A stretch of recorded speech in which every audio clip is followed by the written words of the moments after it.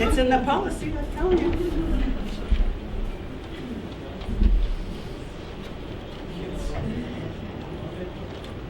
All right. No, I thought about it. I really thought about it. And yesterday my back was sore and I was looking in there and going, do I really want to climb in there? And I think it was a climbing out part that was not, doesn't sound so good. So I must be getting older. There was a time when I certainly would have done this. Good morning, my name is Elizabeth Sutton and I manage our Environmental Services Department and of course other duties as assigned, right? I'm here to talk about waste management this morning, a little bit on chemical spills and a little bit on SDS. It's going to be short and sweet. We don't want to put you to sleep just yet. So, in the shed, across from the ER entrance, if you haven't been, go take a peek. But if you have handled waste in this establishment, you know that there used to be the great big bins where we used to put the regular waste, and there was a red bin where we would put the regulated medical waste. They are no longer there.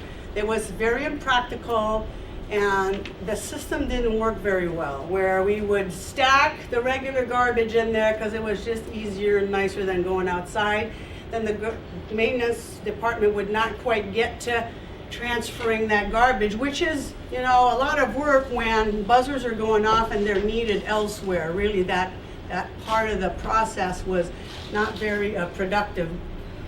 And then, so if that didn't happen, the garbage man would come and he would have no garbage in the garbage cans. So we were paying for him not taking the garbage away, and the garbage was in the shed. So we eliminated the bins, and upstairs you will see there are several of these for regular waste and a whole bunch of the red ones. And this actually improves the process in more than one aspect. So these have liners. So these are all going to have liners in there.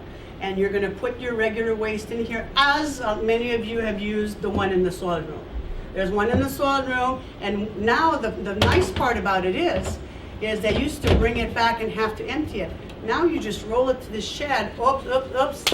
That's right. We don't roll this one to the shed, because maintenance is not going to be picking up this garbage. This one is going to go outside, and we are going to finish the process. So we put it in here, and then we're going to finish the process of rolling it outside. Now, why put it in here, may I ask? Why are we not carrying garbage bags on our side? Now, this one is light, of course. We just put a couple of bags in here, and it's a habit that's hard to break. I'm sure I've done it, and I'm still doing it, and I'm sure some of our housekeepers. But one, they're heavy, so it's not good for your back. Two, even though this is technically not regulated medical waste and not considered infectious, it's standard precaution. There could be infectious materials in here, and also there's waste from the public restrooms in which we have no control over what goes into those restrooms. And there have been sharps accidents by getting the bag too close to your body. So this is safer, much, much safer. Can you turn that around? In just a second. I'm going to turn that around in just a second. To bring the garbage, bring the receptacle to the garbage, pull the garbage, and roll it. And so then you're going to pull it out and finish the process and put it outside. We're not going to accumulate this kind of garbage in the shed. Now, one point I'd like to make is this receptacle is not a regular garbage receptacle. So I'm putting in garbage and I've got some gloves. What am I going to do with my gloves? I'm not going to throw them in there, because what's going to happen is you're going to be pulling this garbage out, and you don't want to have paper towels and gloves and loose garbage in this bag. Whether you or somebody else that you ask, you know, would you like to do this for me? And I tell you what, if you do that, you know who's going to come get you, right? You know who's going to come get you. Somebody, somewhere, is going to be watching that. So, he's watching me. Unfortunately, I'm back there. Okay. Now this one, regulated medical waste, this one is not yours. You bring it, you can fill it up, but the maintenance department will finish the process on this one. Of course, it's going to go to the shed and it's going to get processed. And if you haven't seen the new machine, ask for a tour. It's a machine where the red bags of regulated medical waste are inserted in there. It grinds it up. It will also grind up these sharps containers with all the sharps in it. Yes, it does. They insert it just that way. And so in the machine, then it gets ground up, rinsed into a bath of a very, very potent disinfectant. The disinfectant is drained, and out of the other end comes this plastic-like shredded, it's almost like shredded paper, but it's like shredded plastic on the other end that is sanitized and ready for the regular waste stream. So, so these, by the way, a little note, I had a question that said, I had somebody that had the question, these sharps containers, whichever form they take, are the responsibility of the department that fills them up. So sometimes the housekeepers do keep an eye on them and they'll go, hey, your sharps is about 2/3 full, it's time. But it's your department's responsibility to remove them or to just close them and tape them. And then you can set them down in your department, and that's our cue to go, okay, that's ready to go. And it is okay to put them in here because they are contained. So you can remove them and put them in here along with your other bags, of course, of regulated medical waste, which sometimes can have a little bit of an after effect, right? So, okay, any questions on this? These you finish the process, and these the maintenance department finishes the process. Okay, so no questions? That's okay, I'm gonna have to ask you guys questions. Then hold on, chemical spills. There's not a lot of products in large quantity in the hospital that would have a chemical spill that would require us to get a lot of help or to get. So in the laundry, we have 45-gallon drums of 12% bleach, the alkali, which is really corrosive. So that would require, I would call 911. I've told my staff, get help, because there's also a chance of it spilling out into the hallway. So we would want to control the area, clean it really well. Other than that, I'm not seeing any other really large quantity chemicals that could get spilled, but a gallon of bleach. You know, something happens, your gallon of bleach spills on the floor, you have a chemical spill. What do you do? What do you do if you spill a gallon of bleach on the floor in your department? No takers? There's two main ways to pick up a spill. Think at home. Think about at home. I have my grandson, and yesterday he was running around without a diaper, and there's a spill. How do you pick it up? What's that? Absorbent pads. We don't have absorbent pads right now, or paper towels. Paper towels. You're going to have your gloves on. Linen. Not that I want to just say grab whatever linen you want to absorb, but you know what? If you need to do it, you need to do it. So absorb and contain in a waste, and in the waste system, and then rinse, or mop and rinse if it's small enough. Housekeeping, help, housekeeping. That's perfectly all right to have us come over and especially put a wet floor sign after you're done. But absorb and dispose, and that goes for blood body fluids. It's all the same process, and except the blood and body fluids would go in here. And mop and rinse. Now, where we had a chemical spill. What's the most common chemical used in the hospital? Bleach is one of them. Liquid bleach is found here and there and everywhere, but there's another one that is found everywhere that you are potentially exposed to every day. 222? It's 222. I'm going to give it to you. It's called HB Quat now. So it's the hospital disinfectant. The hospital disinfectant is used morning, noon, and night in the hospital. We don't We don't do the single white thing like they do down south. We still use our hand buckets because we figure that's more effective for us. It also produces a wetter surface. The wetter the surface, the better. But you have an open bucket of solution all around the hospital. All those housekeeping carts have an open bucket of hospital disinfectant on them. And so you have either been close to them, and also everything that we wipe down is wiped down with triple. So you are exposed to that chemical every day. So it's going to be in your MSDS sheets because I put it in all the departments. And that would be the same thing for a spill for that one. Okay, let's see, where are we? Chemical spills and SDSs. Okay. The SDSs, they are so much fun, except it's our responsibility to tell you what's going to be told, but it's also your responsibility to know about your SDSs, know where to find them, and at least be able to, when a surveyor comes and says, where are your SDSs, to know where to locate them because it's the law.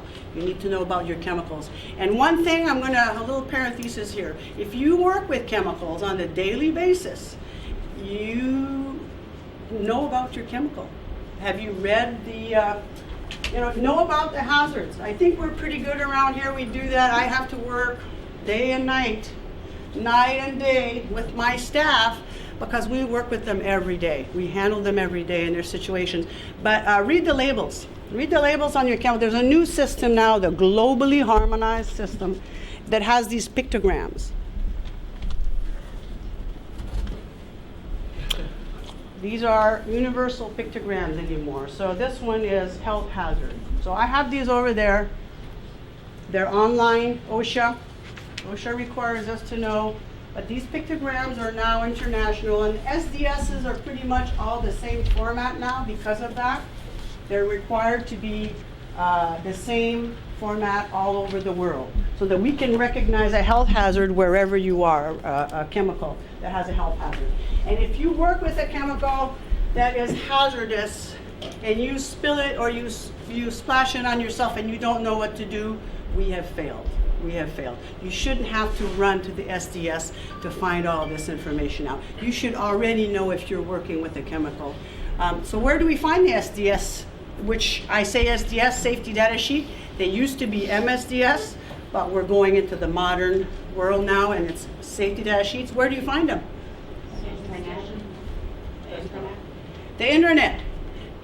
It actually is not the internet. It's the intranet. Correct. So, no, you know. What's that? You don't. Oh, we don't have time. We're behind. Okay, so intranet. You go on your desktop, go on the intranet, and you will see SDS online. Click it. It has 15 pages of chemicals. It's a library. It's populated by, it's our library. It only has our chemicals. You have access to the PDF form of the MSDS for those of you that just really like to read those. And the emergency response, the emergency first aid, and your department. If you go on the right side, there's a drop-down menu. We're pretending that there's something here, right? We're on the internet, and then there's something here. Drop-down menu, find your department, and you will find your department list. Oh, your chemical department lives. Your chemical department chemical list. That's what it is. Lives somewhere in your area, because that's also the law. It's on a yellow piece of paper. It's in the nursing soil room. It's in the ER. It's radiology's got one. Everybody's got one. The lab has got like a whole bulletin board full of them. Because there are so many. Yes, you hit the mother load when you have to update their records. And those contain the chemicals in your department. All our housekeeping closets have one. So the point I was getting to, though, splash. What is the most I gave you the answer before I asked the question. What is the most common hazard with chemicals? Splash. You guys are pretty smart. So splash on the skin, on the clothing, and on the face or in the eyes. You know that a splash of a pretty corrosive chemical on your clothing can actually fume up in your face. And okay, I'm not going to tell you the answer on this one. What is the most common and the most repeated first aid treatment for a splash? What's that? Flushing. Flush, flush, flush, flush. I did these MSDS at a glance for my staff, so they didn't have to read 5 or 6 pages of things they didn't have to read, that they could go to the information that was pertinent to them at the time, and that's all I kept writing. Flush, flush, flush. If it's inhaled, go to fresh air. If it's not likely it's going to get ingested, but we're in the right place for that, you go to the nurse's station, get medical help immediately. And then gets in the eyes or on the skin is flush, flush, flush. There are eye wash, saline eye wash bottles all over the housekeeping closets. Some of your departments have them if you have requested them. For instance, there's some in purchasing. And know where your sink, there's some by the sink. And practice, play with them, take a little shower, turn on the water, pull the knob, and the water will come out, and see if you can, you don't have to do it, but see if you can actually put your eyes to the water coming in. Rinse, rinse, rinse, and yell, help, help, help. Rinse is the first thing you want to do. Rinse right away. And other than that, I think I'm good. Let me look, I had a list of things, but I think I can let you go. Yep, that's it. Okay, we still do have a main list in the purchasing department of the paper SDSs. And all your departments also have them in the binders, because some of us are a little older and we have trouble moving into the future in the paperless world. So we're still kind of holding on to those papers. All right, thank you. Any questions? All right. Thank you. Okay, we're running a little behind. We're gonna break up into groups for hands-on demonstrations. So I'm gonna count you off by 3s. 1, 1, the hallway. So 1 is gonna end up going outside first. When you're done there, it's gonna be about 10 minutes. You're gonna come up the main hallway around this way to the bed sled, and then that's gonna be the flow of the demonstration. So then the group at the bed sled's gonna come through here and do the stair chair, and the stair chair people are gonna go out the back door. We'll help you, we'll guide you, but try to get as many people demonstrating it as possible. For those of you that won't actually get to do the hands-on, you'll be observing others do it, so there'll be some value there. So if we could have all the 1s go out the back door this way.